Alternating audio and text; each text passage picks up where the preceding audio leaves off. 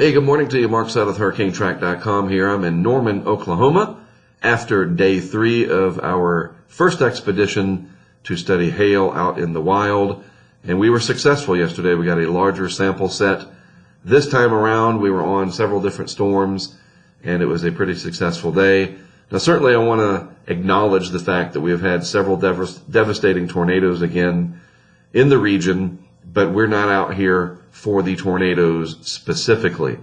There are certainly several people that do a much better job of that than I could ever want to, and they cover it. But I just want to make sure you understand that we're here for the hail, and some of the supercells will produce tornadoes, and then the environment around us, even when we're done, like last night, those devastating tornadoes were after dark. So yesterday's moderate risk and all the fanfare behind it certainly were warranted. We just didn't see a lot of activity during the day in terms of tornadoes on the ground. And I mean, who wants that anyway, right? That took place the day before, obviously up in parts of Iowa and Nebraska and even in Texas. So just acknowledging, yes, we saw some very bad tornado damage last night.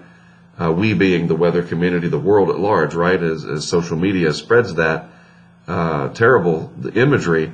But we're here for the hail. Hail causes a lot of damage each year, and I just think there's enough people covering the tornadoes that we need more people covering this economic impact of hail. Last year alone, like I keep saying, $60 billion of insured losses, and we all have to pay for that with increased premiums, even if you're in an area that just typically doesn't get hail.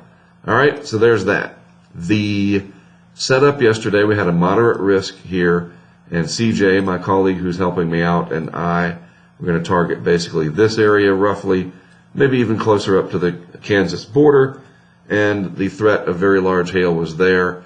Certainly the threat of long-track violent tornadoes was there as well, and we all saw how that happened, especially after nightfall when the dynamics came into play. So our first target was going to be this tornado-warned storm. It was kind of embedded in somewhat of a line, not your discrete, typical supercells that are sitting out there all by themselves. So this is a little bit more messy. It's a little bit harder to do. And some of these, most of them are rain-wrapped tornadoes, and those are very dangerous because you can't see them. Hail core was on the north side of where the tightest circulation probably was. There's another cell down there. And we were going to target the road network here just to the east, basically, I think it is, of Billings, Oklahoma, between Billings and the I-35 corridor. That is our location, of course. And by the way, there's Waukita. Remember that? Sure you do. So that was our first target area. This is what it looks like as we got a little closer. And the storm, luckily, was only, quote-unquote, only severe thunderstorm warned at this time.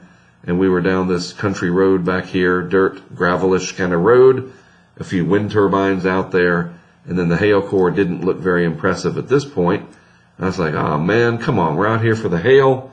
It's not producing, it's maybe collapsing a little bit, but you learn that these storms do cycle, and it cycled back up in terms of the intense hail, fairly intense anyway, and we were able to do and complete a successful intercept of said hail.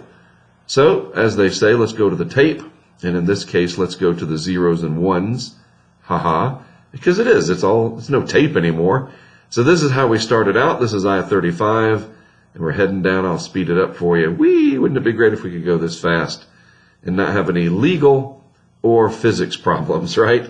No kinetic energy problems if you could go this fast. And you know what I'm saying. If you could do it, you would, because you could get places a lot faster. So here we are, we're coming up on the storm, and at least through the beauty of scrubbing through video, you can kind of time travel there, at least compress it. So this is the hood-mounted cam. There's those wind turbines. I wonder how they do in very large hail. And we're going to find out. We're going to talk to some people in the utilities industry, solar and wind, and how those fare in big hailstorms. So here's that gravelish road. This is like 2-something in the afternoon. It looks like the sun's going down, and then it sure does. It gets kind of dark out there. We reposition ourselves about a mile up the road. It really does get dark. The wind is just screaming. across the roadway there as this storm comes through, and we finally get our hail. So I'll let you see what it looks like here. It really wasn't that big of a problem.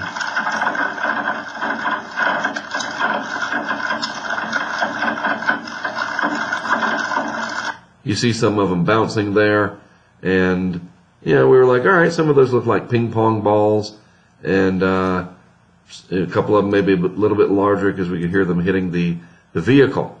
So let me show you what it looked like from the brush guard cam looking back at us. This is right when we put it on, and then we get out there and we just fast forward here. There's the hail hitting the vehicle.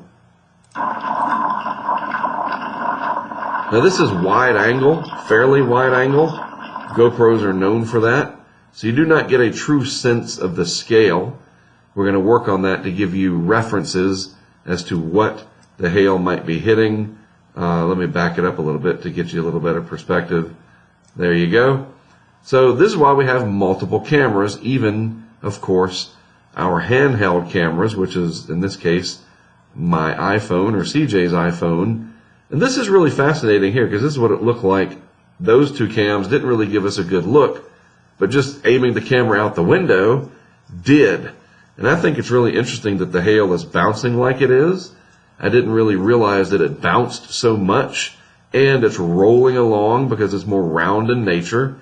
And you can also see if I just freeze frame it here, that was perfect. Look at these angles coming in. All right, so the iPhone, I think my iPhone is shooting at 60 frames per second. The GoPros can do 240. iPhones can do that too in slow-mo. But look at these angles. That's interesting. That's not straight down. And this explains why they were hitting our windshield, even though we have a good hail guard on there. So these are fairly small, ping pong to golf ball occasionally. Maybe they are easier to blow this way. If we get the bigger ones, tennis balls and baseballs, are they going to fall more straight down? Hopefully, because that's why we've got the hail guard. But you can also see the splash patterns in the water and how they will bounce and then just yeet their way out, right? Isn't that what the kids say these days? They get yeeted.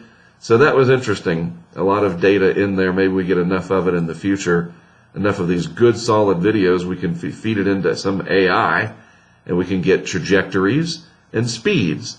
Now this is important. I told CJ to start rolling, but I was just a hair too late.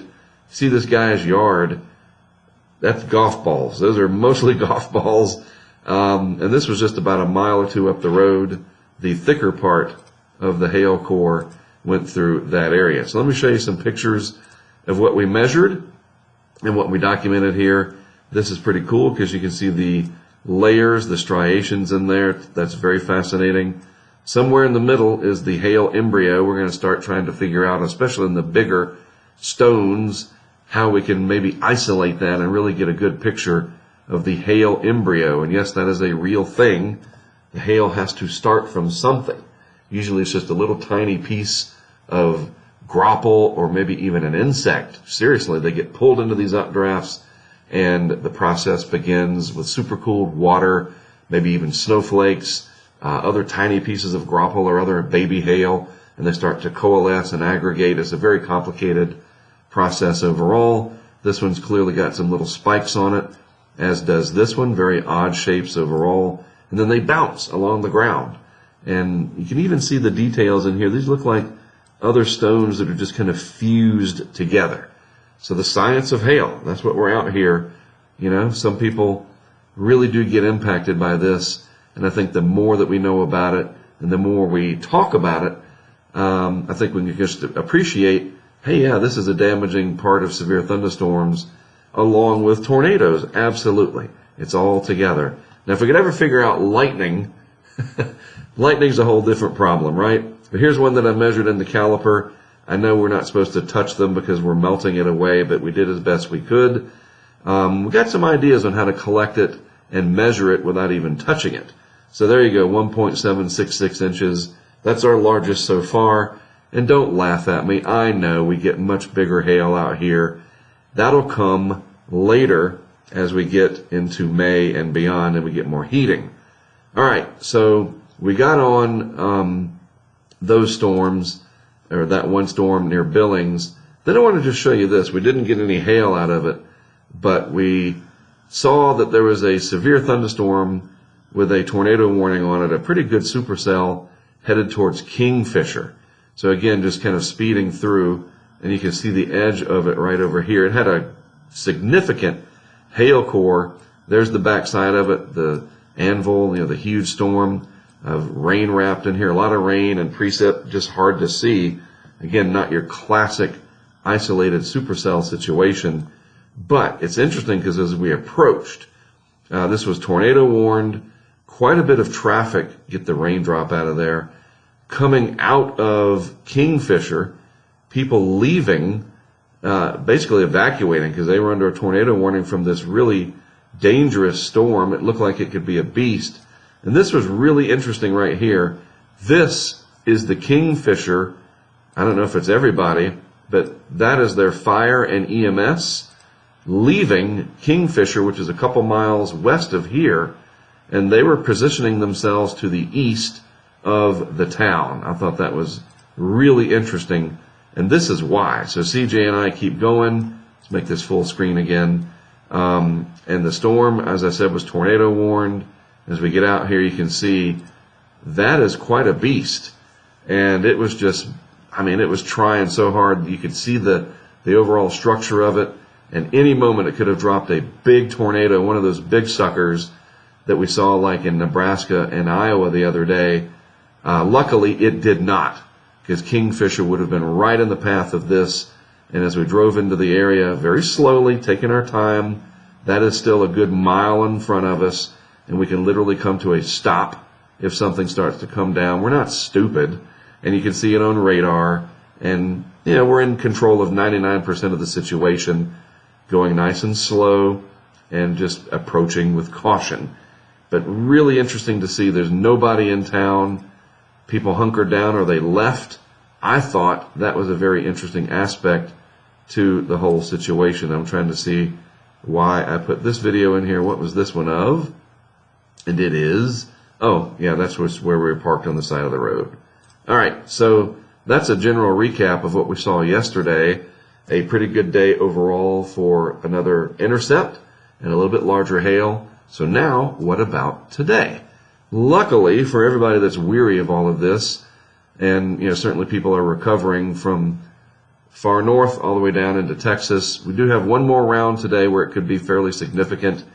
Luckily, it's a smaller aerial extent, and the overall hazards are not quite as substantial. Nevertheless, 5% tornado risk in the Arklatex area. The wind, always a problem with thunderstorms. We saw plenty of almost hurricane force wind. We don't have an anemometer. We're not going to mount one because it's going to get beat up by the hail. So that's just the way it goes. Got to get some machine learning and figure out the wind from video. I'm telling you, it's going to be possible one day.